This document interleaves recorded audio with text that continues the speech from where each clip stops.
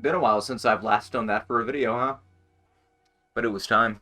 It was only time for what is such a masterpiece of a game. Let me tell you, this is by far one of the games I have ever played in my life.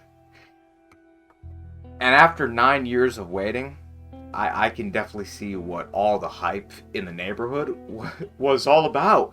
Truthfully, this successor to Duke Nukem Forever that's been cooking in the oven since 2014, probably more than once. Let me tell you, it's definitely a game I've played. And let me tell you, this certainly does scream 2014 when I play it, alright. But let's go into some deep dive in detail about what makes Dying Light 3 one of the games I've ever played. So, starting off with the super rich, super duper extra deluxe Walmart edition narrative that is the masterclass of a story, the greatest since God of War Ragnarok.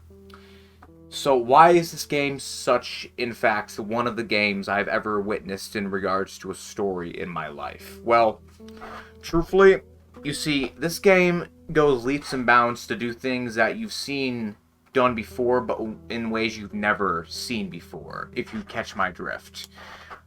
It takes what you know about the zombie formula and innovates in ways that were never before possible. And it's not in a conventional manner, which I'm going to get to in a bit. See, think of Until Dawn. This is a game that seemed like it was just going to be another typical horror game until it wasn't.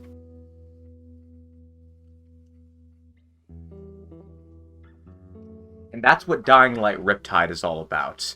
You see, this game does some absolutely amazing and original concepts I've never seen in any game or movie beforehand. And let me tell you, I know a thing or two about concepts. So when I say I've never seen a concept like this, let me just say this is truly some conceptionception on a level I've never seen. What does that mean? I don't know. But point being is,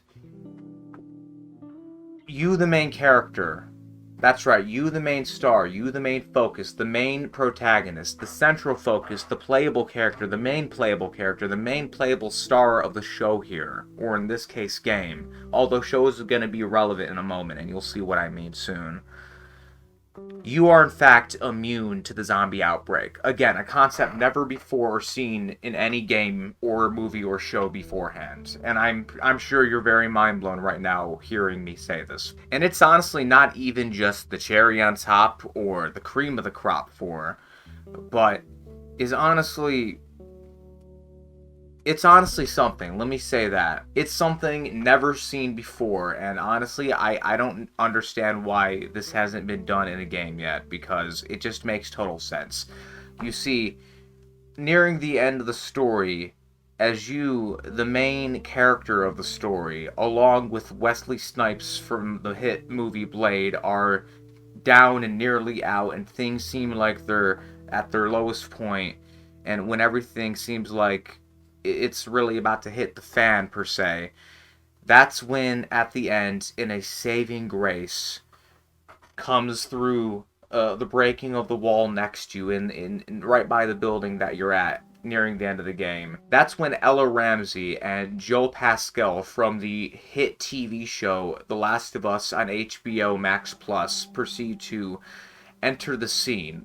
Sort of like the Kool-Aid Man does in multiple different Family Guy quips and such, but unlike there where he says, "Oh yeah," here in this game, Ellie instead says, "Well, Joel, it appears that it was in fact The Last of Us on the Dead Island 2 after all." And so that's when Joel Pascal proceeds to Last of Us all over the zombies, thus defeating the virus and then curing everyone. And then everyone lived happily ever after until Joel had an aneurysm and died. Or at least that's the theory about why he died. But nobody's really certain, because as far as the doctors are concerned, what good is a Joel if he's dead, you know? I mean, what good is a Joel without a functioning brain? I like golf. Point being is the game ends with a post-credit scene for, and this is gonna sound crazy, a reveal of Last of Us Part 3. And that's where it ends. All in all, I absolutely love Dying Island 2. It's easily my favorite. It's definitely a game that exists. Dying Island sounds like it could be the title of a Gorillaz album, come to think of it. Please help me, can't you see? I'm bleeding to death on Dying Island. So all in all, do I recommend this game? Well, let's see.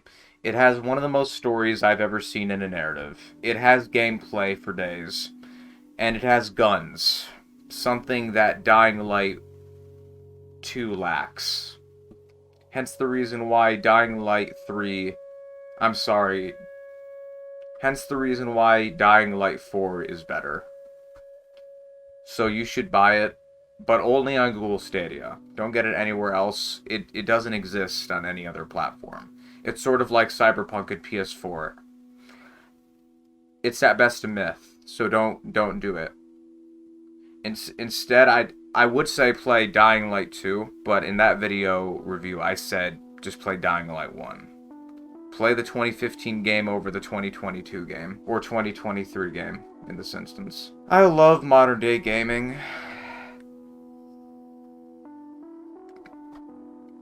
So yeah, it's easily one of the zombie games in existence. For that reason, I rate it 100 out of 3.